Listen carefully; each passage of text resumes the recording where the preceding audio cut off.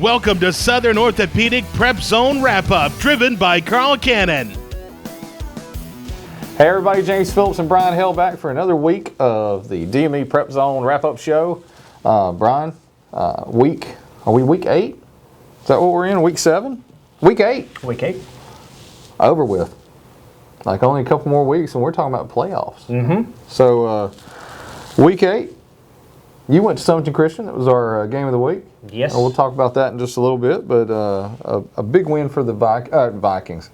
Not a big win for the Vikings. No. That was where I was segueing to. It was a big win for the Eagles, but struggling, losing their 6th game in a row. Jasper falls to Jackson Olin 35-7.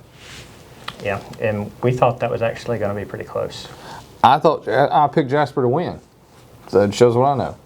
But they did have the quarterback back. Spencer Rosenfeld comes back, moved the ball a little bit better. The team did move the ball a little bit better. Just couldn't really get it in the end zone. They moved down a few times, couldn't get in the end zone.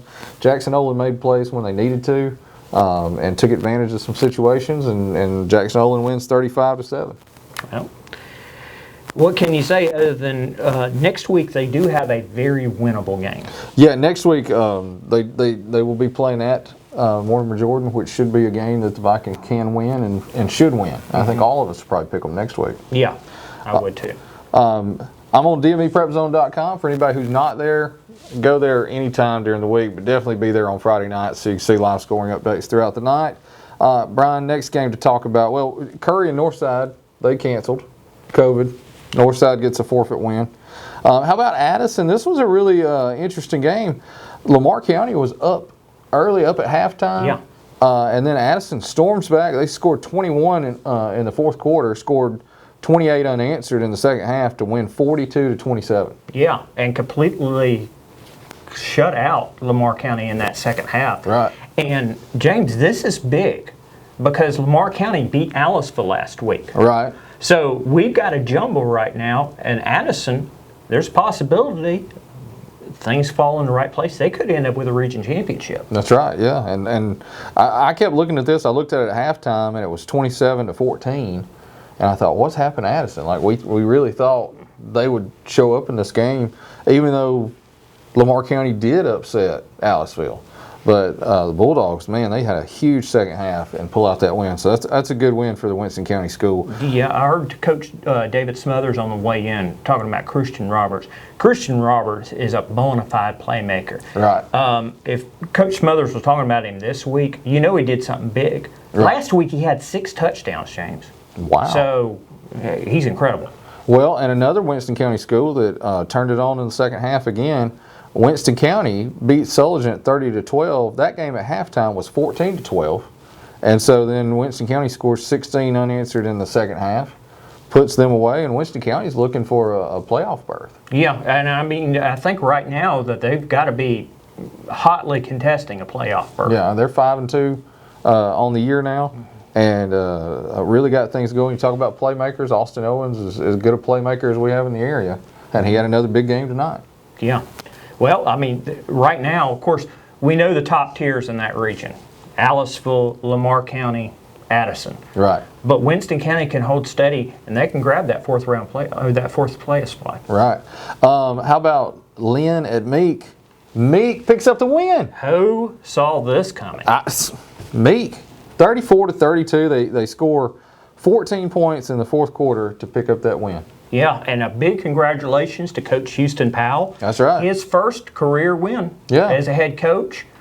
Meek breaks the losing cycle that went all the way back to October the 5th of 2018. Right, yeah. So, hey, they're back on the board, no longer on the longest losing streak in our area. It's always good to see a team that's been in a skid like that to pick up a win. And I know they were excited there in Arley. It was at home. And so to pick up even a 2-point win, and it's over one of your county rivals, you can't beat that. No, you just, at that point, you just want to win. Right. It doesn't matter if it was by 1 or by 30. Right. Here's a playoff team, more than likely. Dora, 35-20 win over Asheville. And we said this game would be closer than what records kind of showed. And Asheville hung in there for a good while. But Dora really, with a big third quarter, is what was the difference in the game, and they win 35-20. Yeah, and I really, coming into this week, I said we have two teams that are really ascending in our area, that being Oakman and Summit and Christian. Right now, I think we're going to have to add, and Corner as well. Right. I think we're going to have to add Dora into the mix, Yeah, because I think so. I think they've really turned it around since that Corner loss. They've won 2 back-to-back. Things look to be going a lot more fluidly, so they're on the rise. Right. Now, they've still got 2 pretty tough region games. They've still got to play West Point and Etowah, and those are going to be a handful. But this was key for Dora if they're going to make the playoffs this year. It was. All right, another one. We said this would probably be closer than what people would see if they looked at the records. Moody I think they not won a game. Corner has been on a roll lately ever since they beat Dora. But man, this was a fight all the way to the end, and Corner wins 56-55 in overtime. Wow. 56-55. Man, I'm glad I don't have to write up that story. Yeah, I know. That's a lot of points. Over 100 points. But, this is part of, Corner is finding a way to win. And they have just been rapidly ascending ever since they had that big turning moment there with the win with Dora. They've been on the way up. So congratulations to Corner. Keep it moving. Well, and Corner's won several close games like that. Yeah. They'd already won an overtime game, I believe, and they won that St. Clair County game with no time left on the clock.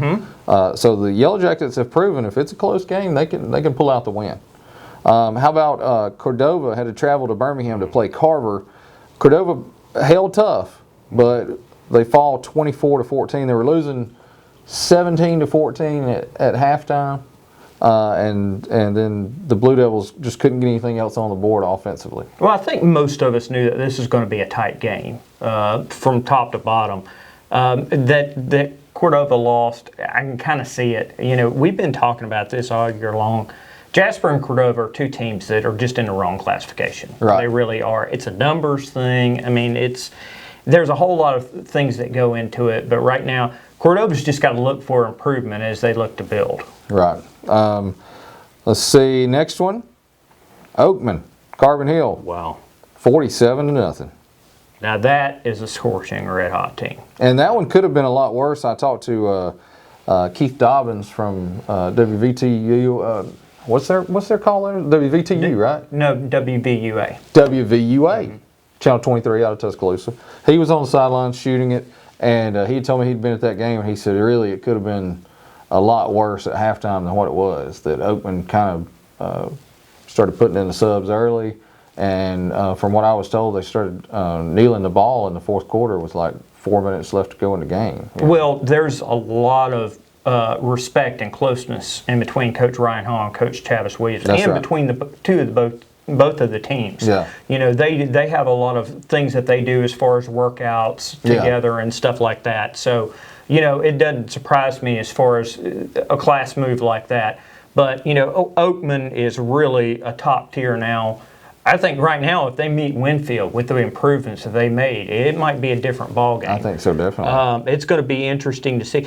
JP, though, before we leave this game, we need to say a little bit. Unfortunately, one of Carbon Hill's leaders got some bad news this week. Hayden Pear, who was just coming back from injury, got injured once again. Earlier this week, he consulted with medical staff and has unfortunately made the decision that it's time to hang it up with football for obvious reasons. We hate that for Hayden. Outstanding young man. I've known him for a long time. He played Little League Baseball with my son years ago.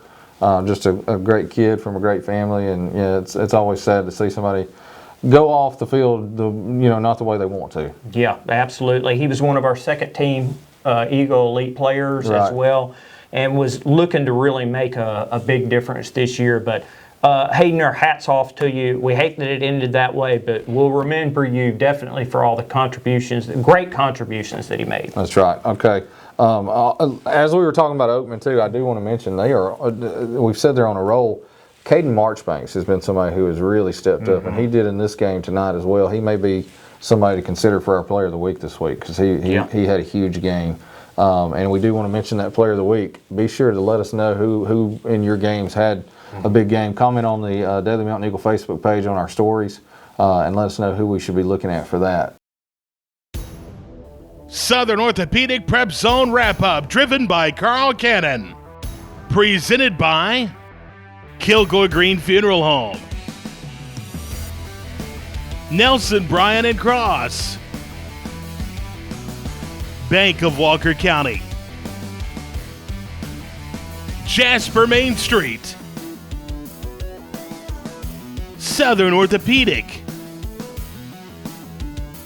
and Carl Cannon.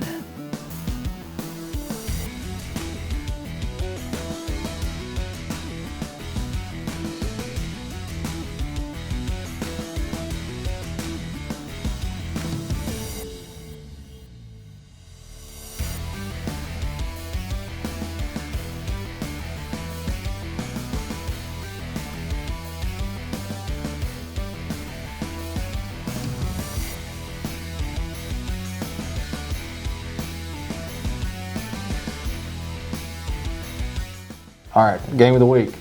Summerton Christian, they were hosting Appalachian, 32-14. Summerton Christian, and they pretty well controlled this from beginning to end. Yeah, JP, this was all about pass defense. Appalachian came in this game, they were a passing team. Summerton Christian shut that off really quickly. As a matter of fact, the first possession of the game, Summerton Christian, Griffin Myers, who ended up with 2 interceptions on the day. Overall, you want a great game. He had, I believe he had 9 tackles. He had 4 pass breakups. He had 2 interceptions and 1 that he returned for a touchdown. Wow. Overall on the night, he had interception. Yancey Young had an interception as well. I want to say the young man's name was Mangum. Mm-hmm. I don't want to get their last name wrong. Right. He had an interception. They just completely shut down that Appalachian passing attack. Mm-hmm. Then offensively, Summerton Christian had right around like 291 yards, and it was really diverse. There was a bunch of guys, Eli Moon, then Tyler Engel. They were all contributing like 50 yards here on the ground. But then you stack it all up, and there's all of a sudden there's a rushing attack that produced nearly 200 yards. Right. So across the board, just when we talked about their line this week and how well that line has been playing lately, and that goes to show you've got 4 or 5 guys touching the ball, getting 50 yards, and adds up to 200 yards pretty quick. Yeah, and it was cohesive. Yeah. I mean, they were doing a lot of great things with this. What it does now, JP, is this: Summerton Christians has won 4 games right now. That's the first time that's happened in 3 seasons. Right. That's number 1. Number 2, their region record is 2-2 right now. Right. So they can, and this was one of the big things right now. These guys want to get back to the playoffs. It's been since 2016 was the last time that they've been to the playoffs.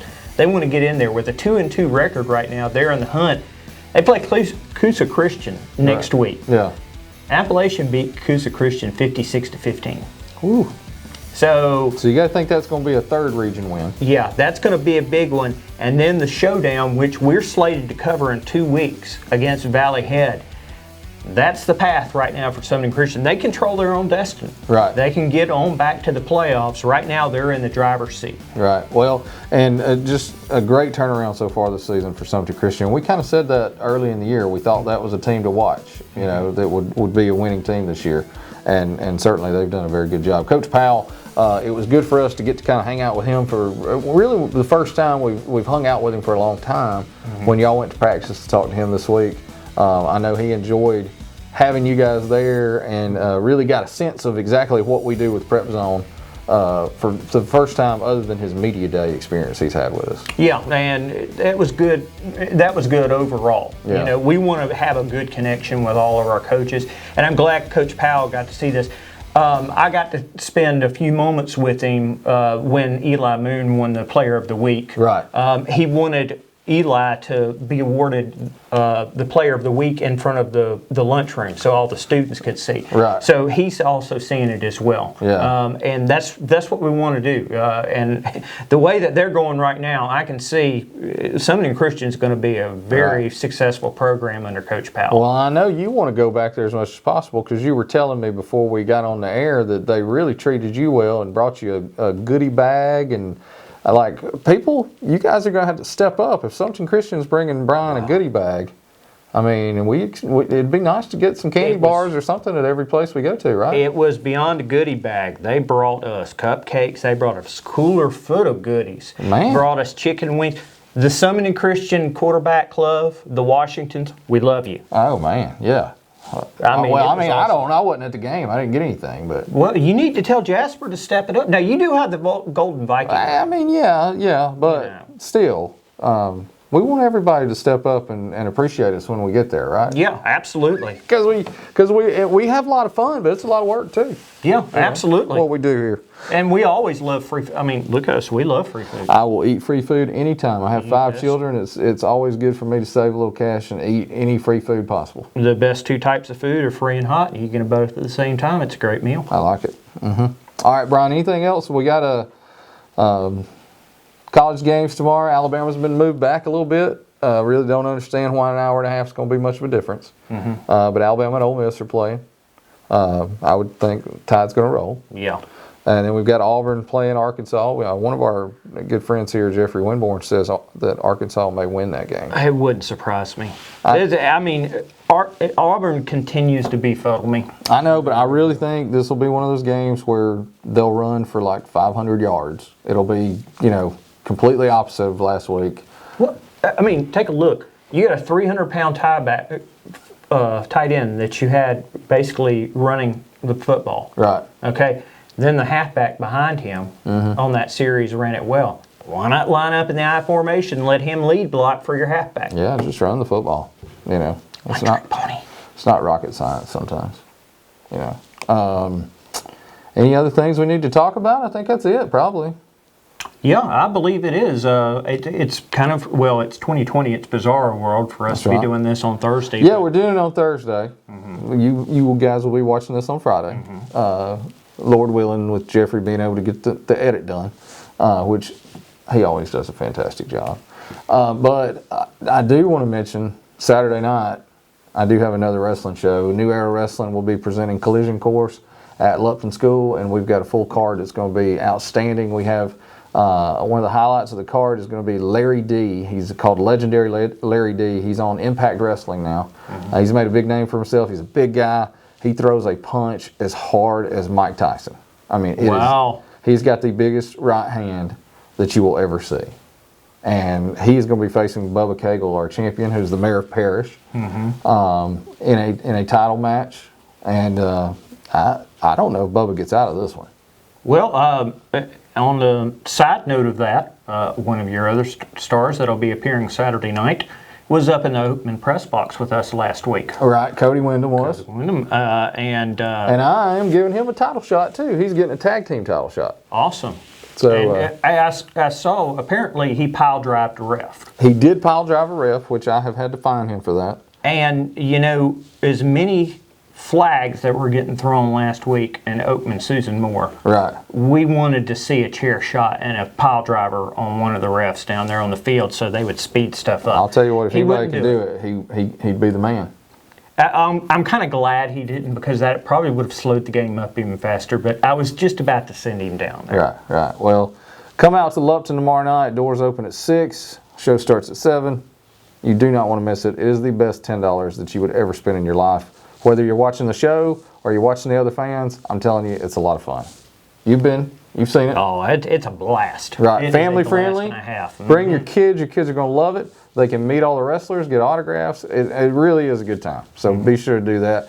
Brian, next week, we're going to have a kind of a split schedule. We're going to make the game of the week will be Jasper traveling to Mortimer, Jordan, because that's going to be a very hotly contested game. It is. So Jeffrey will be coming with me to that game and doing some video. And then you will be doing the audio broadcast of the Cordova game. Yep. Parker at Cordova. Parker at Cordova. You know, I believe with everything in me that Cordova will break the losing streak that they have right now with a win over Parker. They have been so close. Right, been right there. And I think they're going to be at home in the pit. Right. And I think that's going to be the support of the fans, and being at home in pit will make the difference. Right. And don't forget, always go to dmeprepzone.com. Throughout the week, we've got previews getting ready. We'll tell you how to get to the game and live scoring updates on Friday. And thank our sponsors. I mean, we mentioned them, you'll hear them, but Carl Cannon and Southern Orthopedic, they're our title sponsors this year. They do, and we can't do this without them. They really make everything we do possible. And then we've got Kilgore Green Funeral Home, Jasper Main Street, Nelson Bryan and Cross, and Bank of Walker County. Those guys, and they believe in what we do. And that is something that really means a lot to me. That when we called them this year and said, hey, we're doing Prep Zone again, every one of them was like, yes, we want to be involved, because that was amazing last year. Well, they're part of the team, and they understand what we're trying to do. It's for the players in the area. That's right. This is all about showing positive things about student athletes, coaches, administrators. We want people to see our schools in a positive light. Absolutely. All right, well, Brian, until next week, for Brian Hale, I'm James Phillips. We'll see you then.